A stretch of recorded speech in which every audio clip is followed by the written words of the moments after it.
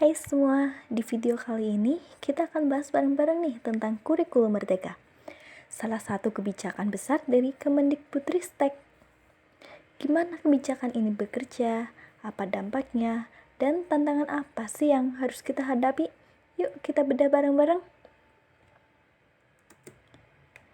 Yang pertama kita bahas tentang identifikasi kebijakan dari kurikulum merdeka. Kebijakan kurikulum merdeka resmi diluncurkan oleh Kementerian Pendidikan, Kebudayaan, Riset dan Teknologi Kemendikbudristek yang diperkenalkan pada tahun 2021 dan mulai diterapkan pada tahun 2022. Tujuannya simpel loh, supaya sistem pendidikan kita itu lebih fleksibel, gak kaku, dan kasih ruang bagi peserta didik buat berkembang sesuai minat dan bakatnya. Selanjutnya, kita bahas latar belakang dan tujuan kebijakan. Apa aja sih latar belakang dari munculnya kurikulum merdeka ini? Yang pertama, kurikulum 2013 dianggap kurang memberikan ruang bagi peserta didik untuk berkembang sesuai minat dan bakatnya masing-masing.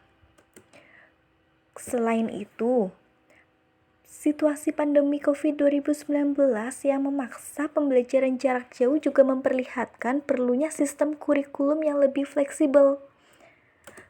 Kemudian, dengan diresmikannya kebijakan bertujuan untuk memberikan keleluasaan bagi sekolah, guru, dan peserta didik untuk merancang pembelajaran sesuai dengan kebutuhan masing-masing. Selanjutnya kita bahas analisis isi atau substansi kebijakan. Yang pertama, kapasitas hukum dan kejelasan norma. Dari sisi kapasitas hukum, kurikulum ini itu sudah punya payung hukum yang jelas, yaitu lewat Permendikbud nomor 56 tahun 2022. Jadi secara legal, kurikulum merdeka sudah aman lah ya. Kemudian kedua, konsistensi internal dan dengan kebijakan lain. Kurikulum merdeka ini itu sejalan dengan visi pendidikan nasional dan juga SDGs. Tapi sayangnya di lapangan itu masih sering tumpang tindih. Misalnya program zonasi atau akreditasi sekolah masih pakai aturan lama.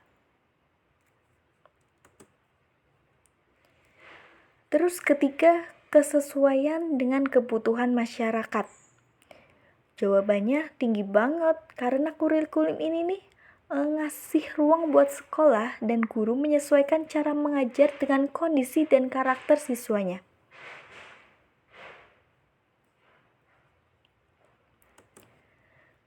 Yang keempat, identifikasi kebijakan. Identifikasi dari kurikulum merdeka ini juga cukup jelas. Ada 3 skema penerapan, mandiri belajar, mandiri berubah, dan mandiri berbagi. Sekolah bisa pilih mana yang paling sesuai dengan kesiapan mereka. Kelima, dari analisis konteks sosial politik. Kurikulum merdeka lahir di tengah desakan masyarakat yang pengen pendidikannya itu lebih relevan pada zamannya. Ditambah lagi pengalaman belajar daring saat pandemi itu makin menunjukkan pentingnya digitalisasi. Keenam, analisis implementasi. Kalau ngomongin analisis implementasi, ini masih menjadi PR. Banyak sekolah di daerah 3T itu belum siap, entah karena jaringan internet, fasilitas, atau SDM-nya itu masih terbatas.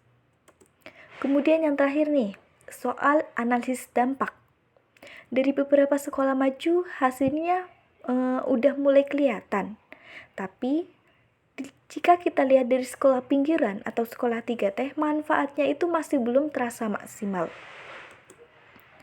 Selanjutnya pelaksanaannya atau implementasinya itu bagaimana sih?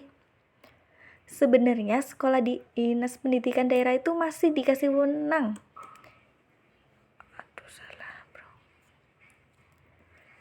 Kemudian pelaksanaan atau implementasinya itu gimana sih? Nah, kalau ngomongin soal pelaksanaan kurikulum merdeka, Sebenarnya dari pihak sekolah dan Dinas Pendidikan daerah itu diberi kewenangan besar. Tapi sayangnya koordinasinya itu masih lemah. Jadi meskipun punya wewenang, seringkali nggak diimbangi dengan sinergi yang kuat antara pihak. Kemudian dukungan SDM dan anggarannya. Di kota-kota besar, dukungan sumber daya dan anggaran itu masih relatif aman. Pelatihan guru bisa jalan, akses internet stabil, dan fasilitas pendidikan lengkap. Tapi begitu kita masuk ke daerah-daerah kecil atau pelosok, tantangannya itu semakin besar. Banyak sekolah yang kekurangan guru pelatih, fasilitas seadanya, dan jaringan internet yang lemot banget. Jadi bisa dibilang pelaksanaan kurikulum merdeka ini masih timpang tindih. Ada yang udah lari kenceng, ada juga yang masih jalan di tempat. Kita lanjut di slide berikutnya, evaluasi dampak dan efektivitas. Oke, sekarang kita bahas soal dampak dan efektivitasnya nih. Bisa dibilang penerapan kurikulum merdeka ini pertama itu masih setengah-setengah. Terus berbeda sekolah kota dan daerah 3T. Di satu sisi, sekolah-sekolah maju, sekolah yang di daerah kota besar atau sekolah swasta yang fasilitasnya udah oke, hasilnya itu mulai kelihatan. Siswa jadi lebih aktif, pembelajaran berbasis proyek juga dijalankan, dan guru pun punya lebih bebas buat pilih metode ajar sesuai karakter anak. Bahkan beberapa sekolah itu udah rutin bikin proyek penguatan profil belajar Pancasila. Keren kan? Tapi beda cerita nih kalau kita lihat sekolah-sekolah di daerah terpencil atau 3T. Banyak guru yang benar-benar paham, yang belum benar-benar paham apa itu kurikulum merdeka.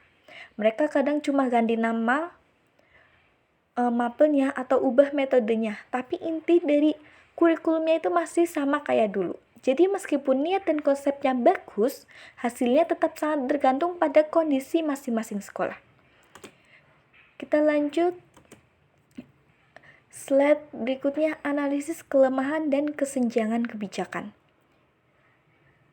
Ada 3 masalah utama. Yang pertama, tidak meratanya akses pelatihan guru di daerah terpencil. Kemudian yang kedua, ketidaksesuaian antara standar asesmen nasional dengan prinsip kurikulum merdeka. Kemudian yang terakhir, masih adanya sekolah yang terpaksa mengikuti kurikulum 2013 karena keterbatasan SDM dan sarana dan anggaran juga. Kemudian, jadi apa sih solusi dari kelemahan, dari masalah dari kurikulum merdeka ini? Solusinya yang pertama dari kebijakan tambahan. Dengan memberikan insentif khusus daerah 3T. Kemudian revisi atau penyempurnaan. Biar lebih jelas dan nggak multi tafsir. Yang terakhir ada pendampingan implementasi kurikulum merdeka. Dan pastinya pendampingan itu bisa dilaksanakan minimal 2 tahun di awal pelaksanaan supaya nggak jalan sendiri-sendiri. Oke, itu tadi review lengkap tentang kurikulum merdeka. Menurut kamu udah efektif belum kebijakan ini? Atau justru masih perlu banyak evaluasi? Tulis pendapat kamu ya di kolom komentar ini. Bye-bye.